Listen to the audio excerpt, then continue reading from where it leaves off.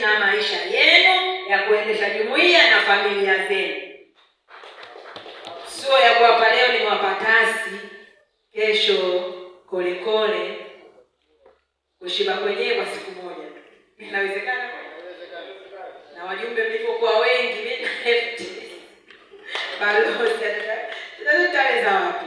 Lakini mimi ninataka nia yangu, na hiyo nikasema hiyo itanifilisi. Ninyi wenyewe mko vizuri, hapo mtanifilisi.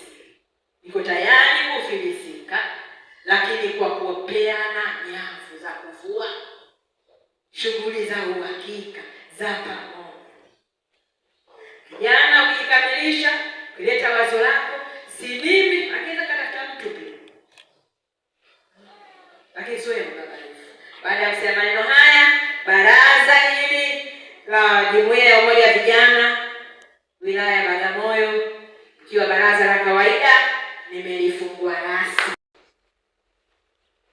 Kwenye ujenzi wa chama na jumuiya yake, kwenye miradi ya kimaendeleo ile ya vijana kutaka kupati, wakiomba waambie mweneni mwenyekiti wenu wa Kimisumi na kabajeti kangu waje kwangu. Hapo vipi?